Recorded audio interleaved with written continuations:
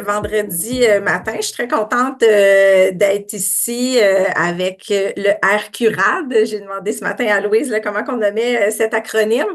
On a, dans les dernières semaines, établi un contact entre Agricarrière et votre réseau avec Louise. Puis, je pense que ça va être intéressant ce qu'on a à vous présenter, puis peut-être les rapprochements là, qu'on peut faire ensemble. De ce pas, je vais partager mon écran pour que vous voyez ma présentation. Je ne sais pas si vous l'avez déjà eue, mais bref, elle vous sera là, elle pourra vous être envoyée par la suite là, par courriel sans problème. Alors aujourd'hui, je prends le prochain 40 minutes là, et vos questions pour vous présenter le premier diagnostic qu'on a réalisé du côté d'Agricarrière dans les derniers mois sur les besoins d'acquisition, d'adaptation, développement des compétences de la main-d'œuvre agricole par rapport à la transition numérique dans les entreprises. C'est un long titre pour un diagnostic. Vous allez voir, je vais vous décortiquer là, qu'est-ce qu'on a réalisé dans le cadre de ce diagnostic-là. Mais avant de plonger dans le sujet, je veux faire un point sur qui est Agricarrière, parce qu'en discutant avec Louise dans les derniers mois, ben, on s'est présenté parce qu'on était deux organisations qui n'ont pas collaboré ensemble par le passé. Agricarrière, c'est un comité sectoriel de main-d'œuvre en production agricole, dans notre cas. Il y a 29 comités sectoriels au Québec qui œuvrent dans différents secteurs d'activité qui sont financés par la Commission des partenaires du marché du travail, qui est une commission alignée avec le ministère de l'Emploi. Et la mission des comités sectoriels, bien évidemment, c'est de focusser sur leur secteur d'activité. Dans notre cas, c'est la production agricole, mais c'est vraiment de soutenir puis valoriser notre secteur par rapport à tout ce qui touche les ressources humaines, que ce soit l'emploi, la main-d'œuvre, le développement des compétences, la santé-sécurité au travail. D'avoir, puis dans notre vision à nous du côté d'Agricarrière, d'avoir un réel impact dans le secteur pour faire en sorte de changer les choses, de faire avancer les dossiers qui touchent la main-d'œuvre agricole. C'était tout indiqué dans nos réflexions de la dernière année de se dire, ben avec tout ce qu'on entend dans l'actualité, dans le contexte du marché du travail dans lequel on évolue et plus particulièrement en production agricole, que ce soit dans la production animale, que ce soit dans la production végétale. Il y a beaucoup d'ébullition d'idées puis de projets au niveau des technologies. Puis, on n'avait pas vraiment d'indicateurs ou d'évaluation sur comment était le secteur agricole dans toute cette effervescence-là, quelle était la photo du présent et qu'est-ce qu'on voulait pour le futur au niveau de la main-d'œuvre, au niveau des producteurs, qu'est-ce qui allait potentiellement leur manquer pour être bien outillés dans les prochaines années dans ce contexte-là. Alors, c'est la prémisse de base de notre diagnostic. Puis, tout au long de la présentation, bon, je vais aller dans les étapes là, de ce qu'on a réalisé.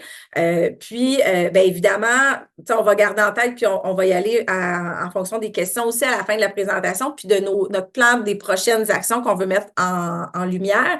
Mais c'est sûr que des liens entre Agricarrière et votre réseau peuvent éventuellement, là, vont peut-être émaner au cours de la présentation. Entre autres, là, quand je discutais avec Louise, on parlait de tous vos projets de recherche ou des projets de transfert.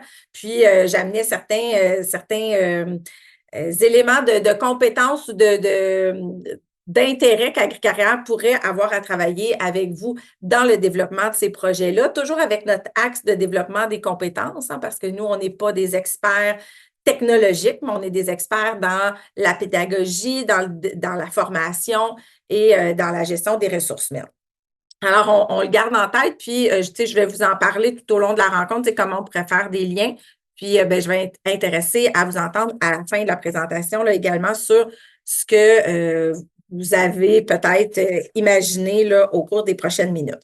Alors, le sommaire de la présentation, vous le voyez, je vais y aller vraiment avec la méthodologie qu'on a utilisée dans le cadre de notre diagnostic, le cadrage qu'on a fait, la cible qu'on s'est définie et ensuite vraiment dans le vif du sujet, le diagnostic actuel, donc la photo du présent, qu'est-ce que ça a donné comme résultat et notre vision du futur pour arriver avec une analyse d'écart entre justement ce présent et ce futur-là et des pistes de recommandations et des actions du côté d'AgriCarrière qu'on veut mettre en place dans les prochains mois avec des partenaires, par exemple, avec votre réseau.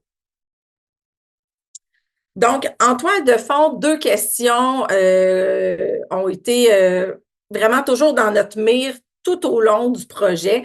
La première question, c'était quel va être l'impact de toutes ces nouvelles technologies numériques-là dans les entreprises agricoles pour les producteurs et pour leur main-d'œuvre dans les années à venir? Donc, est-ce que on va complètement révolutionner nos entreprises agricoles? Tu sais, ça va être quoi cet impact-là et ce niveau d'impact-là? Alors, brièvement, parce que je vais y aller plus en détail dans les prochaines minutes, mais brièvement, donc, pour répondre à cette question-là, on a identifié justement notre cadre, notre cible de projet. On a regardé différentes technologies qui sont déjà présentes dans les entreprises ou qui s'en viennent. On s'est lancé dans le futur en regardant deux scénarios du futur que je vais vous décrire, un en production animale et un en production horticole, séricole.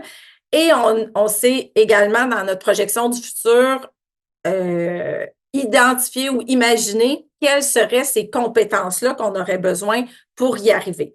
Toutes ces étapes-là dans la réponse de notre question sur l'impact des technologies, on l'a fait avec une intelligence collective d'experts. Donc, des membres de notre écosystème à nous, dans notre réseau, des producteurs agricoles, des centres de recherche, des ministères. Donc, on a vraiment été en ébullition d'idées avec plusieurs personnes qui avaient différents points de vue pour jaser ensemble de ce sujet-là. Puis notre deuxième question de fond qu'on s'est posée, c'est bien beau tout ça, cet impact-là, mais qu'est-ce qu'AgriCarrière va pouvoir faire après pour soutenir le secteur dans cette transformation-là, dans sa mission, comme je vous l'ai expliqué tantôt, qui est vraiment orientée vers l'emploi, la main-d'œuvre, la gestion des ressources humaines, le développement des compétences. Donc, on devient pas quelque chose d'autre. On n'a pas une mission, nous, de développer des technologies ou d'être des experts dans les technologies, mais on a ce créneau-là plus main-d'œuvre. Donc, comment AgriCarrière, on peut soutenir le secteur? Et bien, on a poursuivi nos étapes de diagnostic avec cette question-là en faisant un sondage web que je vais vous décrire, en créant des fiches métiers, puis en ciblant donc des recommandations à court, moyen terme que je vais vous présenter là, à la fin de la présentation. Alors, si on y va un petit peu plus dans le détail avec les étapes que je vous ai présentées, au niveau du contexte et de la méthodologie, bien, le contexte, comme je l'ai dit, on s'est vraiment lancé parce qu'on se trouvait un peu démunis sur c'est quoi le niveau de nos entreprises agricoles au niveau des technologies, comment ils se sentent outillés, comment ils se sentent en maîtrise. Donc, ça, c'était notre contexte de base. L'approche qu'on a décidé d'utiliser, en fait, j'aurais pu vous présenter d'emblée l'entreprise ou la firme avec qui on a travaillé parce qu'on n'a pas fait ça tout seul. Vous voyez leur petit logo dans le bas. C'est la firme Talsum que vous connaissez peut-être, qui œuvre dans différents projets ou initiatives qui touchent entre autres beaucoup les technologies. Puis avec Talsum, on a travaillé une méthodologie de design thinking, c'est-à-dire qu'on a vraiment fait du un peu comme on dit des fois en l'avion en plein vol, là, du design au fur et à mesure, mais avec, comme je vous disais, l'intelligence collective. Fait qu'on n'est pas resté juste dans notre créneau ou dans nos réflexions, dans notre petit réseau à nous. On a ouvert ça à plusieurs différents experts, puis tout au long des étapes que vous voyez, que ce soit dès le lancement du projet, mais également dans notre cadrage, dans le diagnostic du présent, le diagnostic le plan d'action pour le futur. On est toujours allé dans cette méthodologie-là de design thinking pour être sûr d'avoir plusieurs points de vue différents. Le cadrage en tant que tel, on s'est questionné parce qu'évidemment, la production agricole, c'est plus d'une vingtaine de sous-secteurs de production. On ne pouvait pas focusser sur tout. Donc, on a eu plusieurs discussions sur certains critères. Tu sais, qu'est-ce qu'on va prioriser dans nos réflexions? Est-ce que c'est des secteurs où les revenus sont plus majeurs dans le secteur? Est-ce que le volume d'entreprise, etc. Ce qu'on a retenu, c'est essentiellement le volume d'emploi, parce qu'on revient encore à notre créneau qui est vraiment plus focusé sur la main-d'œuvre, donc des secteurs de production où il y a un volume de travailleurs qui auront potentiellement des impacts dans leur travail, dans leur quotidien, en fonction des nouvelles technologies dans les entreprises, puis la croissance aussi. Les secteurs qui ont des visées, que ce soit par des stratégies gouvernementales ou des stratégies de filière de croissance. Donc, vous voyez ce qu'on a priorisé. Évidemment, la production animale, c'est le secteur de production où il y a le plus de main-d'œuvre en production agricole.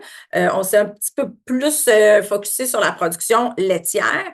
Puis, au niveau des serres et de l'horticulture, il y a entre autres une énorme volonté de croissance dans les prochaines années pour ce secteur-là. Et qui dit croissance, dit productivité, dit technologie. Donc, on se disait qu'on ne pouvait pas passer à côté de cette filière-là pour notre diagnostic.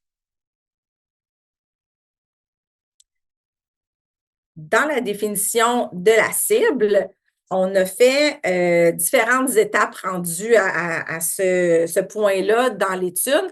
La première, ça a été notre veille technologique. Comme je vous disais, à Agricarrière, on sortait un peu de nos sentiers habituels au niveau technologique. Il y avait plein de choses qu'on ne connaissait pas. Alors, la firme Talsom a fait une vaste revue beaucoup concentrée évidemment sur ce qui se passe dans les entreprises au Québec, mais également à l'international, là, un chapitre spécifique sur ce qui se passe du côté de l'international. Je vous présente vraiment un aperçu de la vigie ce matin, mais le document est hyper intéressant. Il est sur le site web d'Agricarrière, là, dans la page où tous les livrables, puis ce que je vais vous présenter de façon un petit peu plus succincte ce matin se retrouvent. Donc, je vous invite, là, si ça vous intéresse, à aller naviguer dans la vigie. Mais bref, au niveau de l'aperçu, ce qu'on voulait, c'est ressortir les technologies qui sont qui seront les plus majeures dans l'avenir, soit qui sont déjà imprégnés dans les entreprises actuellement, mais qu'on sait qu'ils vont prendre de l'envergure dans les prochaines années.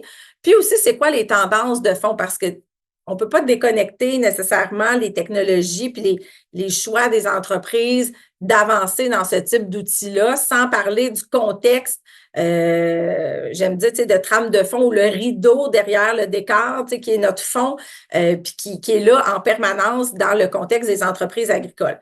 Donc, l'agriculture de précision, l'élevage de précision, c'est des termes et des tendances qui sont là depuis plusieurs années. Il y a beaucoup d'attentes sociétales aussi qui sont derrière ça, des consommateurs qui disent,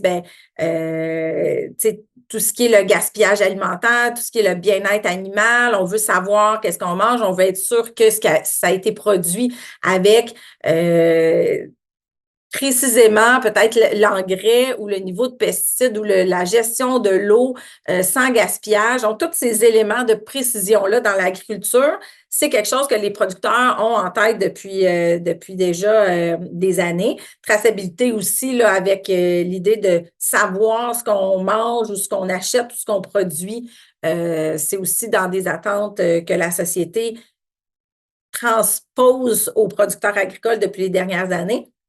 Puis la biodiversité aussi, de plus en plus, l'intérêt des gens de conserver tous les éléments de notre biodiversité, de faire attention à notre environnement. Alors ça, je vous dirais, c'est les grandes tendances de fond qu'on a voulu faire ressortir. Je basculerais même peut-être là, la connectivité que vous voyez à droite, mais qui est, selon moi, plus une tendance de fond. Notre accès Internet, c'est quand même drôle qu'on parle encore de ça en 2024, mais c'est encore une trame de fond préoccupante pour certains producteurs dans certaines régions qui veulent aller vers l'avant dans des technologies, mais qui ont un enjeu vraiment réel, concret, assez banal, mais pas tant, sur la connectivité, puis sur la force du réseau Internet dans leur région ou dans leur rang de campagne. Donc, c'est quand même quelque chose qui est en trame de fond. Et dans les technologies numériques, donc, ça nous amène à avoir 6 technologies qui sont ressorties dans notre vigie, puis qui sont, comme je disais, soit déjà implantées ou qui vont prendre de l'ampleur dans les prochaines années. Puis, c'est vraiment notre base à se dire, ben, quand je vais vous amener un peu plus loin dans les compétences du futur, vous allez voir que pour certains de ces technologies-là, on n'est pas prêt, là, on n'a pas beaucoup avancé dans nos entreprises présentement avec ces technologies-là. Puis même si demain matin, on voulait, il nous manque beaucoup de compétences. Alors, vous voyez, ben, j'y vais, puis je pense que vous connaissez très probablement plus que moi les technologies qui sont là. Mais donc, l'Internet des objets, l'IDEO, là, l'acronyme qui est utilisé sur cette technologie-là par rapport à tout ce qui est capteurs intelligents, capteurs dans les sols, capteurs au niveau des ravageurs, au niveau des maladies, au niveau de la maturité des plantes, de l'humidité des sols. Donc, tout ce qui peut connecter puis nous donner de l'information en agriculture. Les drones, qu'on connaît quand même tous, mais avec plusieurs fonctionnalités qui peuvent être intéressantes en agriculture sur, entre autres, l'analyse des champs, l'analyse de ce qui se passe dans différentes parcelles de terre pour des producteurs qui ont des vastes zones de culture.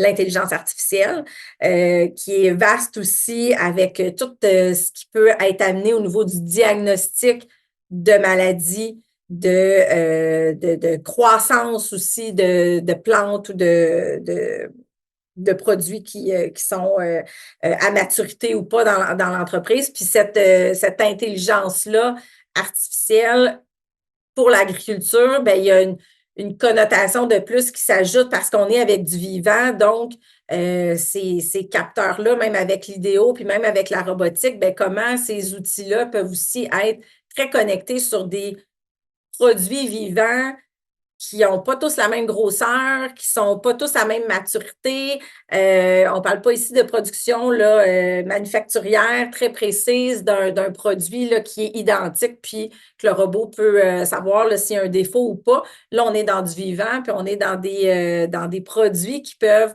être de différentes formes, de différentes couleurs. Bref, vous voyez ce que je veux dire.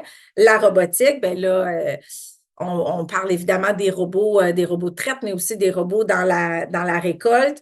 Et les 2 derniers, logiciels de gestion agricole et big data, parce que je pense que s'il y a un des outils technologiques qui est là-dedans, que pratiquement toutes les entreprises ont, c'est un logiciel, que ce soit de gestion des achats auprès des fournisseurs, gestion de paye, gestion des tâches à la ferme, gestion des rendements de nos produits ou de nos récoltes ou de la rentabilité de nos animaux, de nos bêtes.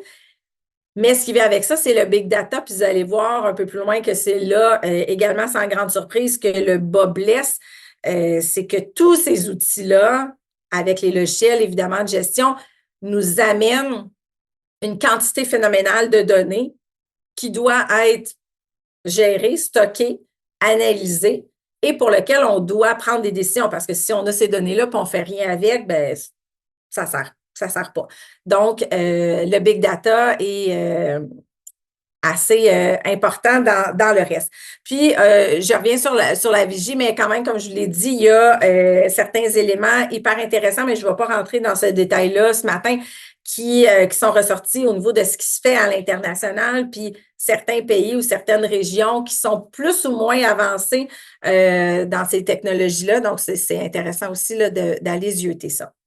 Alors, je vous remets où on est encore dans notre cible, on a notre vigie. Et là, ce qu'on se dit, c'est, ben, projetons-nous dans le futur. Puis quand on a fait l'exercice du diagnostic, on ne s'est pas projeté dans 100 ans, là, l'idée, c'était d'être réaliste. Donc, on s'est projeté autour de 2030-2035, là, un bon 10 ans, là, à peu près 10 ans en avant, en se disant, ben, faisons-nous des scénarios avec nos experts puis notre intelligence collective sur nos deux filières, donc la serre et la production animale. Donc, la première que je présente, on l'a appelé notre scénario de serre de précision.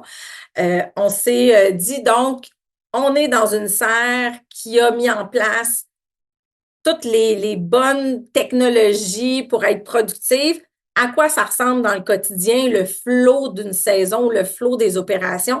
C'est ce que vous voyez à l'écran, là, c'est peut-être un peu petit, mais c'est ce qu'on a fait là, tout au long de cette journée-là, quand on a fait nos ateliers là, de co-création avec nos scénarios.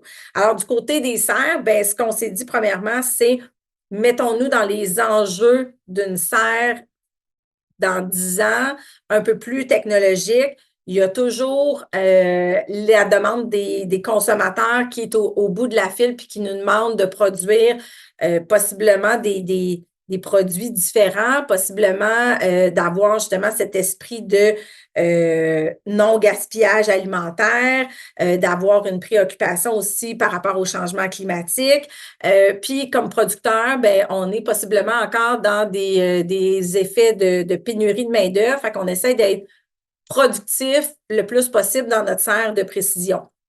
Alors, les technologies qui se présentent, bien, évidemment, on veut être le plus optimal dans nos prévisions à long terme. Donc, nos analyses sur le climat des dernières années, sur notre dernière saison avec nos logiciels de gestion nous permettent de se dire qu'est-ce qu'on fait pour la prochaine saison, qu'est-ce qu'on produit dans la serre pour la prochaine saison et pour les 2, 3, 4 prochaines saisons. On utilise évidemment notre logiciel de gestion agricole. En fonction de ça, bien, on va prévoir les semences puis les fournisseurs vers qui qu'on va se tourner pour avoir le juste à temps et le juste en bonne quantité de ce qu'on a besoin parce qu'on a la préoccupation du gaspillage. Donc là aussi, on va retourner dans nos chiffres des dernières saisons puis on va évaluer ce qu'on a besoin. On va prendre des décisions par rapport avec des outils d'intelligence artificielle, exemple des capteurs qui vont nous permettre de savoir quelle quantité précise d'eau utiliser, le goutte près qu'on appelle, donc quelle quantité précise utiliser pour l'arrosage, des capteurs pour détecter très rapidement des parasites, d'autres menaces qui peuvent être dans la serre au niveau des récoltes et même de les détecter avant qu'elles soient visibles à l'œil pour éviter des propagations puis pour prendre des actions proactives. Et en fin de saison, bien, on va se rendre jusqu'à faire nos analyses avec notre gestion, notre logiciel de gestion pour voir nos rendements de cette saison-là, qu'est-ce qui a bien, qu'est-ce qui a moins bien été, et se remettre dans le cycle de la prochaine saison avec nos prévisions à long terme. Donc, si on parle de logiciel de gestion, on parle d'intelligence artificielle, on parle possiblement de robotique pour de la récolte. On peut parler aussi, j'ai passé cette étape-là, mais de traçabilité aussi d'un outil pour tracer là, une fois que nos produits sont rendus en commerce. Donc, il y a, vous voyez, possibilité de plusieurs outils technologiques dans cette serre de précision-là. On a fait le même exercice avec le troupeau de données. Je n'irai pas dans le détail autant. Je sais que vous êtes plus orienté vers la production végétale, mais donc, on a fait exactement le même exercice avec les enjeux du côté de l'élevage, donc de la réglementation, de la traçabilité, du bien-être animal, de la détection des maladies, des robots aussi qui permettent de faire des tâches peut-être un peu plus redondantes de façon plus productive. Alors, on a fait ce même exercice-là là, avec les enjeux qui seraient vécus dans une ferme en production animale et on a appelé ça, en production laitière, pardon, et on a appelé ça notre scénario du troupeau de données, donc pas seulement du troupeau de vaches, mais aussi toutes les données. Ça revient avec l'idée là, que je vous ai partagée du big data, donc toutes les données qui peuvent nous sortir de ce scénario du futur. À la suite de de ces deux scénarios du futur-là qu'on a travaillé en atelier de co-création, ça nous a amené à créer des fiches. Je vous en montre un exemple ici, mais là aussi, je vais vous inviter à aller sur le site d'AgriCarrière pour voir les autres fiches. Je ne pouvais pas toutes les mettre ce matin. On a fait en fait de la typologie de tâches pour des postes plus simples, des postes un peu plus spécialisés et des postes de gestion, parce qu'évidemment, ben, les niveaux de tâches changent. Et selon les scénarios que je viens de vous présenter, bon, on s'est dit l'ouvrier ou l'ouvrier plus spécialisé ou le gérant ou le propriétaire lui-même, qu'est-ce qu'il qu'est-ce qu'il a comme tâche de base habituellement, peu importe s'il a des technologies ou pas dans son entreprise. Et qu'est-ce qui s'ajoute, c'est l'encadré du centre, qu'est-ce qui s'ajoute comme compétences spécifiques liées au numérique s'il se retrouve dans une serre de précision, par exemple, ou dans une production animale qui est très technologique. Et de là, qu'est-ce qui émane au niveau des savoir-faire et des savoir-être par rapport à ces ajouts-là.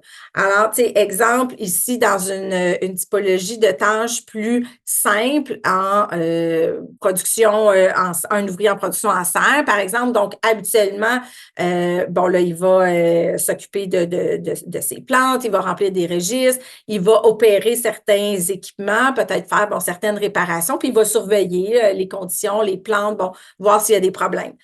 Si on ajoute des outils technologiques, bien là, il va devoir opérer ces outils-là, mais il va devoir compléter potentiellement des registres qu'il faisait à la main avant de façon numérique. Il va devoir paramétrer ou régler certains paramètres peut-être qu'il n'y avait pas à faire avant, de la ventilation, de la luminosité, de l'ambiance.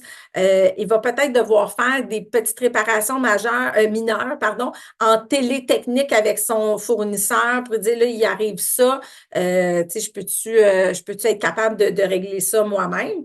Donc, vous voyez venir au niveau des savoir-être, ben, tout l'aspect d'agilité, d'adaptation, d'être capable de résoudre des problèmes un petit peu plus techniques, puis pas d'être affolé dès qu'il y a un voyant lumineux qui allume, par exemple, sur un outil technologique.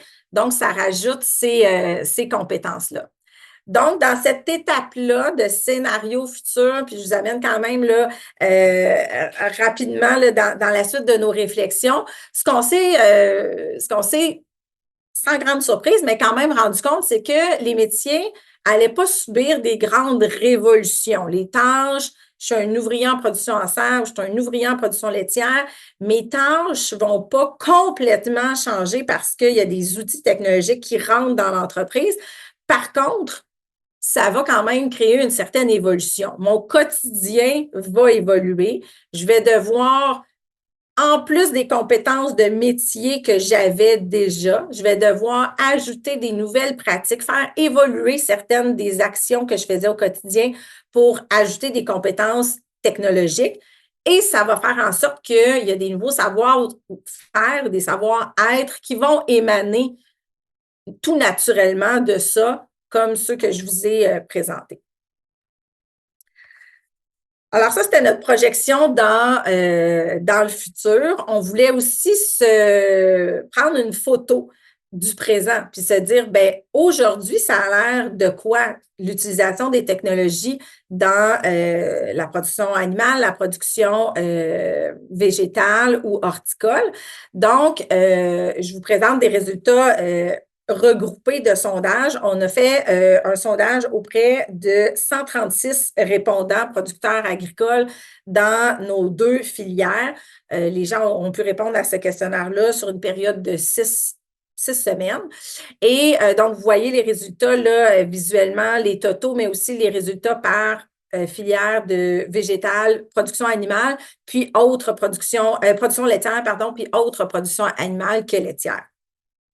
Les technologies actuellement, la photo actuelle des technologies les plus adoptées présentement dans les entreprises, si on va là, dans les résultats globaux, c'est des outils quand même de base. On parle de tout ce qui est évidemment téléphone intelligent, tablette, ordinateur dans l'entreprise ou de façon, on se déplace avec nos tablettes, on utilise ces outils-là dans le quotidien à la ferme. Des outils de collaboration, de communication, des Teams, des messages. Bon, on connecte davantage au niveau des communications entre nous.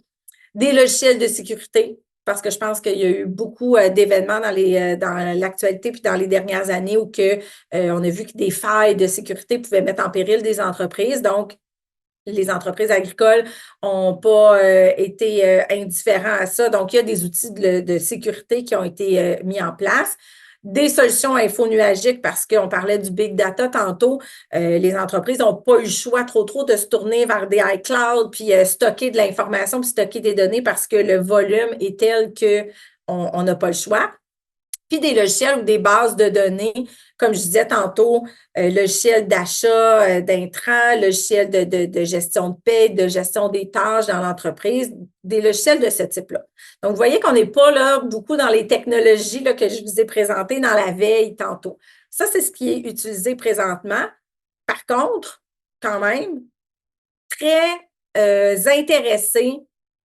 intéressés ou très intéressés. Il y a eu beaucoup de pourcentages élevés là-dessus où les entreprises se disent, bien, actuellement, tu sais, j'ai peut-être pas le niveau de technologie hyper élevé, mais je suis pas fermée à ça. J'ai une ouverture, je suis intéressée, puis vous allez voir un peu tantôt là, les freins qui viennent après ça, mais c'est une bonne nouvelle dans le sondage qu'on trouvait d'avoir ces résultats-là au niveau de l'intérêt. Ensuite, on a creusé un petit peu plus dans le sondage avec des questions sur les compétences plus générales, plus de savoir-faire, de savoir-être, ce que vous voyez dans le haut, puis les compétences vraiment plus spécifiques aux technologies, ce que vous voyez dans le bas. Et, tu sais, rapidement, là, sans qu'on passe là, à travers tous les chiffres, vous voyez quand même que les pourcentages dans le tableau du bas sont beaucoup moins élevés dans le niveau d'auto-maîtrise. Les gens s'auto-évaluaient. Est-ce que je maîtrise bien ces compétences-là? Donc, au niveau des compétences d'organisation, de travail d'équipe, résolution de problèmes, gestion, compréhension de base des documents, interprétation, etc. Les gens se sentent quand même bien outillés dans les différentes réponses qu'on a eues. Mais là, après ça, dans la robotisation, réalité augmentée, Internet des objets, intelligence artificielle, données massives, le big data, là, vous voyez, les gens ne se sentent pas du tout en maîtrise de ces outils-là actuellement. Donc là encore, les grands constats qui se sont dégagés de cette étape-là, c'est qu'il y a certaines technologies de base qui sont bien intégrées dans la gestion agricole du quotidien. Par contre, même les technologies de base ne sont pas utilisées à leur plein potentiel. Les répondants nous disaient, il y a quand même beaucoup de données qui sortent de nos systèmes, puis on ne fait pas tout de quoi avec ces données-là. Donc, il y a du potentiel à aller chercher encore là-dessus.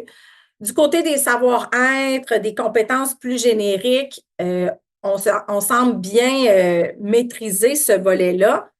Par contre, là, comme je disais, où le bas blesse, où les lacunes sont plus principales, c'est vraiment dans les compétences plus techniques, dans les outils technologiques du futur. Mais, côté positif, fort intérêt pour la technologie, curiosité à en apprendre davantage. Donc, ça, c'est quand même intéressant. Finalement, la dernière étape, l'analyse des écarts. Alors, je vous rappelle qu'on est parti de notre cible, qu'on a fait notre veille technologique, qu'on a fait nos scénarios du futur, qu'on a pris notre photo du présent. Et à la dernière étape, on a croisé ça ensemble. Puis on a fait, bien, qu'est-ce qui manque dans la photo du présent pour arriver avec notre scénario du futur, puis préparer les entreprises à se rendre là. Alors, encore une fois, je vous montre deux exemples de fiches d'analyse d'écart qu'on a fait. On l'a fait pour chacune des deux filières, puis pour trois types de métiers, des ouvriers plus de base, des ouvriers spécialisés et des producteurs ou des gestionnaires d'entreprise. dans le secteur de l'horticulture puis dans le secteur de la production animale. Donc, je vous montre un exemple pour le poste d'ouvrier dans le secteur horticole. On a mis donc tous nos résultats en parallèle, puis l'analyse d'écart spécifique qu'on ressent pour ce niveau-là, c'est que ben, dans le futur, les ouvriers de base ou spécialisés vont devoir être capables d'utiliser les équipements d'agriculture de précision, suivre des instructions techniques pour assurer la production au quotidien, que ce soit par exemple un outil de détection de maladies sur les plantes. Ils vont devoir être capables de faire des réparations ou de la programmation mineure de ces équipements-là, possiblement avec de la télétechnique. Ils vont devoir aussi suivre sur leur téléphone connecté entre eux toutes les tâches qu'ils font au quotidien avec leurs collègues et possiblement paramétrer ou régler certains paramètres, que ce soit pour des capteurs intelligents, que ce soit pour des drones. Donc ça va être la réalité dans une serre de précision dans quelques années. Comparativement avec la photo actuelle, l'analyse d'écart nous dit que l'utilisation des outils connectés, téléphone, tablette, tout ça, ça va bien se passer, ça va aller rondement. Par contre, il y a vraiment un enjeu de formation ou de rehaussement des compétences au niveau de tout ce qui est robotisation, drones, capteurs intelligents, outils connectés avec les logiciels. Là, il y aura une action de formation qui va devoir s'ajouter pour être prêt dans les prochaines années. Du côté du savoir-être, dans toutes ces évolutions technologiques-là, les ouvriers vont devoir être capables de lire et d'interpréter plus finement des instructions sur des équipements, sur des registres numériques, par exemple, et d'assurer cette connexion-là avec le reste de l'équipe. Ils vont devoir aussi rester ouverts à s'adapter rapidement à des nouveaux outils qui pourraient arriver dans l'entreprise dans le quotidien.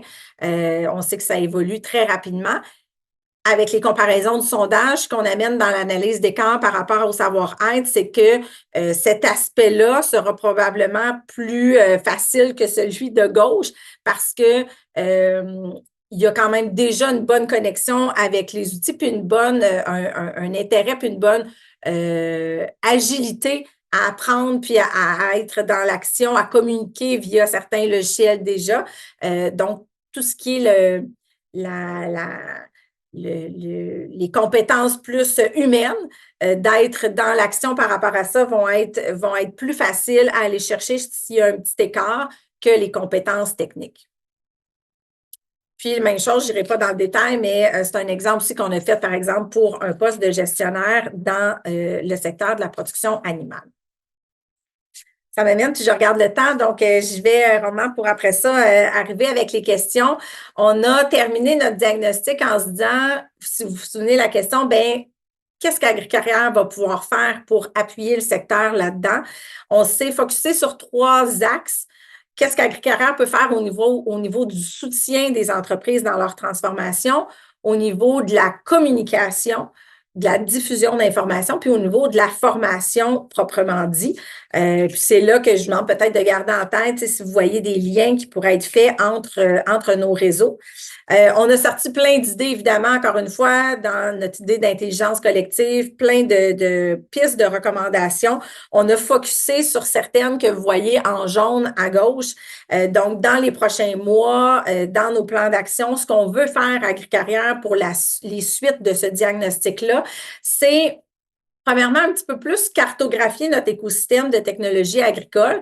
Ça nous a aidé de faire le diagnostic. On a été en lien avec des partenaires qu'on ne connaissait pas, dont le RQRAD et d'autres partenaires également. Mais c'est dans nos plans, dans nos cartons de bien identifier ces partenaires-là pour se faire connaître, comme on le fait ce matin, en fait, se faire connaître puis partager notre apport possible au niveau du développement des compétences, au niveau de la sensibilité, de la gestion du changement avec la main-d'œuvre agricole dans tous les changements technologiques. Donc, ça, c'est quelque chose qu'on veut continuer à faire dans les prochains mois. On veut aussi vraiment quasi systématiquement dans nos projets inclure de la technologie ou inclure des compétences associées aux technologies, que ce soit dans nos analyses de besoins de formation, que ce soit dans nos projets de développement. Nous, on développe beaucoup de projets de formation en ligne, d'études également. Donc, de toujours se rajouter une question, bien, par rapport à ce projet-là, quelle technologie, quel outil technologique s'en viennent dans les entreprises dans le futur? On devrait rajouter un chapitre ou un bloc dans la formation par rapport à ça, puis par rapport aux compétences qui vont être associées pour continuer d'appuyer les entreprises qui suivent la formation à garder l'œil ouvert aux technologies par rapport à leur secteur de production. Donc, ça, c'est aussi quelque chose qu'on veut faire de façon plus systématique. Au niveau de la communication, on a un rôle quand même de valorisation des métiers en agriculture du côté d'AgriCarrière. Puis qui dit valorisation dit souvent partage. On fait souvent ça avec la valorisation des métiers. On va partager des témoignages de travailleurs ou de producteurs qui partagent les côtés positifs de leur emploi. Donc, on veut faire un peu la même chose, mais avec du partage d'expériences d'entreprises qui ont mis en place des technologies, des nouveaux outils de travail et comment ça a eu un impact sur la main-d'œuvre, comment ils ont préparé leur main-d'œuvre à y arriver, puis comment ça s'est concrétisé dans le présent, les freins, les obstacles, etc. Donc, partager ces profils-là, puis ce partage d'expérience-là, c'est quelque chose qui nous semble pertinent, puis qui est dans nos cordes du côté d'AgriCarrière. Puis finalement, se coller au niveau, encore une fois, un peu formation, mais communication, se coller à des événements technologiques ou cibler certaines thématiques de formation qu'on entend dans l'actualité, rester en veille pour inclure ces thématiques-là dans nos prochains projets de formation, nos prochaines études, mais aussi encore dans l'optique de se faire connaître, puis de garder en tête, puis c'est ma conclusion de la présentation, garder en tête en fait que les producteurs en fait sont très intéressés dans tout ce qu'on vient de parler. Par contre, le frein ultime qui ressort dans toutes les discussions, c'est on manque d'informations. On manque on ne se sent pas outillé, puis on ne sait pas par où commencer. Donc, dans ce temps-là, il y en a qui vont se lancer, puis qui vont être quand même, ils vont se lancer un peu dans le vide. Puis il y en a qui vont rester un petit peu plus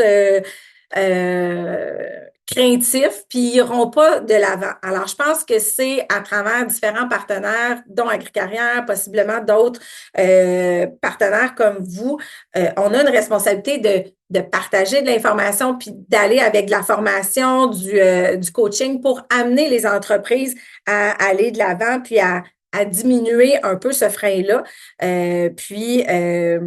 Parce qu'en fait, puis dans notre optique aussi de main-d'œuvre, ce qu'on dit, c'est que peu importe les outils technologiques qui vont être apportés ou la réflexion que les entreprises vont faire sur qu'est-ce que j'ai besoin, moi, pour mon entreprise comme outil, il va toujours avoir quand même un humain ou des travailleurs qui vont traiter avec ces outils-là, qui vont les gérer, qui vont travailler avec ces outils-là au quotidien. Puis, il ne faut pas oublier donc ce volet-là de main-d'œuvre qui est derrière tous ces outils technologiques-là. Donc, c'est notre bâton de pèlerin, là, je dirais, AgriCarrière, là, de faire en sorte qu'on n'oublie pas le volet de la main-d'œuvre dans toute cette belle grande transition numérique des entreprises agricoles. Alors, voilà, ça complète ma présentation.